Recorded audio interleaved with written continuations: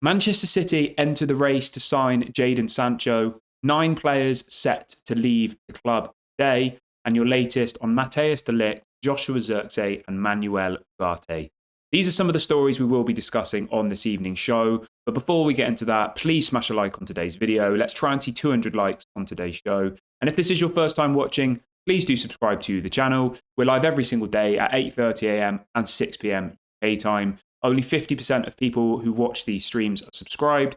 So if you're one of those people who isn't subscribed, please get involved for all of your latest Manchester United transfer talk. Right. Let's start the show off by talking about 9 players who are set to leave the club today. Now, people are probably thinking, what the hell are you talking about? Man United can barely even sell 1 player, let alone 9 players. Well, if anybody goes and checks the calendar, today is June 30th, which is the day where contracts expire.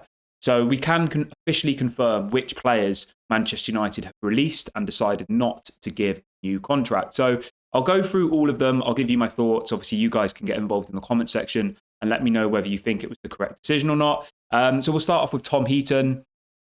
I think I've only ever seen Tom Heaton play in goal for United once, maybe. Apparently, he's a good person to have around the club. Apparently, he's more of a goalkeeper coach than an actual goalkeeper these days. He's out with the England squad at the moment as kind of an extra goalkeeper. I don't know. Maybe we should have kept him, but if we're going to go and sign a new goalkeeper, I don't have a massive issue with it. I would really like to see Tom Heaton be given maybe a permanent coaching role. I think having him sat on the bench is kind of pointless. I think give him a coaching role, great. The next one is Johnny Evans. His contract's expired today, so thank you, Johnny, for everything. Manchester United are apparently looking at giving him a new contract, but as of today, he is a free agent, so he can go and find a new club if he chooses to.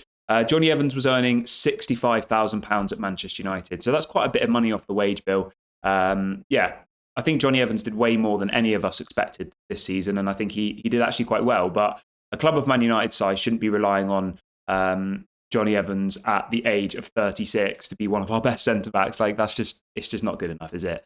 The next one's Brandon Williams. I'll be honest, I never really thought Brandon Williams was very good. I always thought he was pretty average. Obviously, he seems to have had quite a few issues off the pitch, in his personal life, which, is a whole nother topic. But he was on loan at Norwich last season. Didn't really go particularly well for him. He is gone. So I think that's the correct decision. I don't think he had a future at Manchester United. And he's another one of those young players who had quite a big contract. He was on about 70k a week.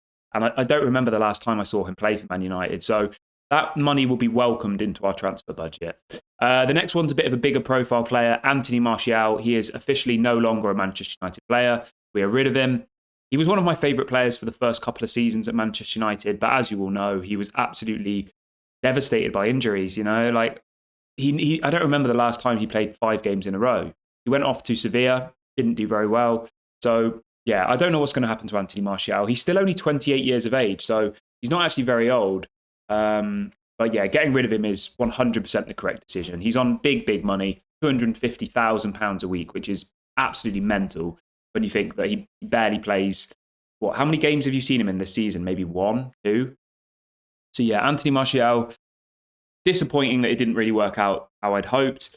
But that's £13 million a week. Sorry, £13 million a year in wages saved. So that's really, really positive. The next one I think is a bit more controversial. Raphael Varane. Some people wanted to keep Varane. I personally was in that camp. I thought Varane did well last season, but he's another player who is injury prone. Since he's joined Manchester United, he's only been available for about 50% of our games. He's another player who was on absolutely crazy wages. He was on £340,000 a week, which is mad.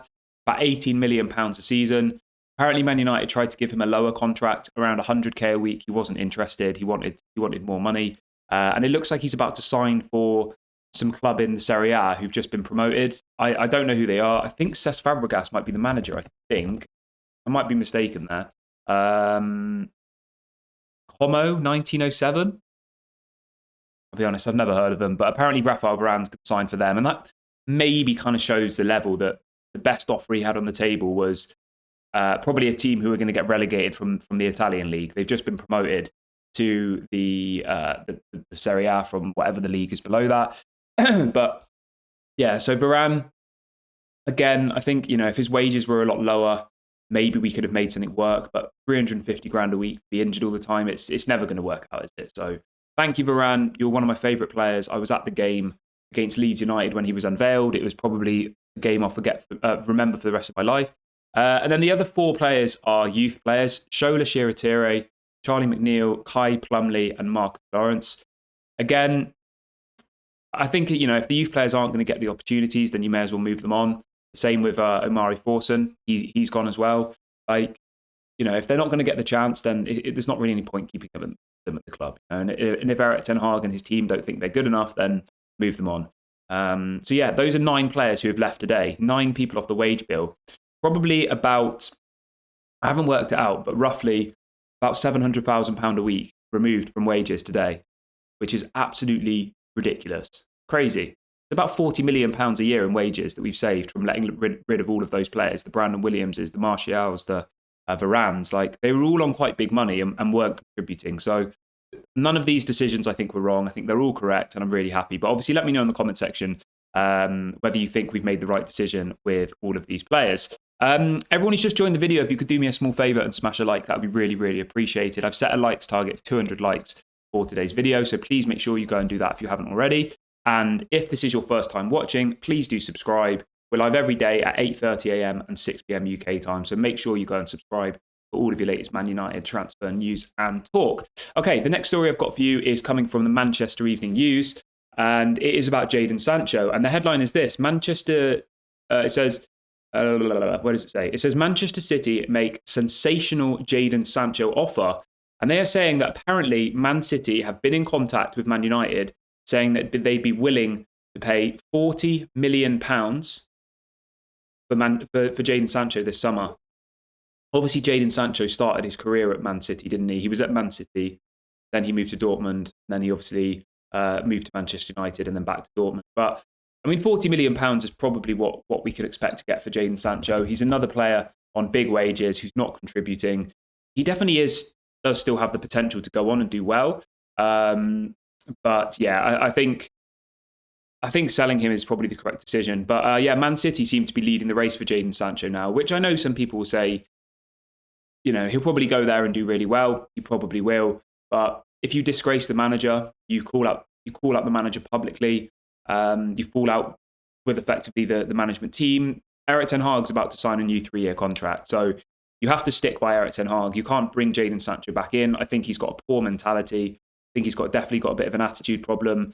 We've heard that from lots of different managers in the past, but I'm sure if he goes to Man City as a fresh start, Pep Guardiola will probably get the best out of him. And, we'll probably be looking back in a couple of years and say, oh, what a shame. And he'll be one of the best players in the world, probably. I mean, it might not happen, but the point I'm trying to make here is Jaden Sancho is a good player, but he just doesn't have the right attitude. He doesn't have the right mentality. And for that reason, you definitely have to move on. So no issues with that whatsoever. A quick update for you on Manuel Ugarte. Apparently, PSG have said that he is 100% available to leave. They don't want him there next summer. The manager, Luis Enrique, has also said the same. He wants to come to Manchester United. There is talks going on both with his agent and with PSG. This is a deal which I think will happen. Apparently, the fee will be somewhere around £30 million plus add-ons, so I'll keep you updated on that one. In relation to Joshua Zirkzee, another player who apparently has told Bologna he wants to move to Manchester United, his release clause becomes active tomorrow, £33.8 million. Manchester United have apparently agreed personal terms with the agent, have agreed the agent commission. So we should really wake up tomorrow with a story saying that Man United have triggered his release clause. That's what needs to happen. And I imagine this will probably be our first deal of the summer, which I'm really excited about. And then finally, on Matthijs de Ligt, obviously all of the big hitters, the Fabrizios, the David Ornsteins, reported yesterday that apparently Manchester United are in talks with Bayern Munich over a signing of Matthijs de Ligt. Personal terms are apparently not expected to be a problem. He wants to come to Manchester United. He wants to reunite with Erik ten Hag. Obviously, let me know in the comment section what you think about Matthijs de Ligt. Do you want him to come to Manchester United? My stance is this: if it's Matthijs de Ligt plus another centre-back, I think it would be decent. If it's just him, I don't think it's a massive improvement on Varane. But if we could get a Branthwaite and a Matthijs de Ligt, I think it would be a really, really big improvement. But obviously, let me know what you guys think in the comment section below. I'm going to wrap the video up here. I will be back live as normal from 8:30 a.m. UK time tomorrow. thank you so much for joining me on the show this evening. This has been Daily Red Devil. Don't forget to smash a like and subscribe on your way out, and I'll speak to you all at 8:30 a.m. UK time. Bye for now.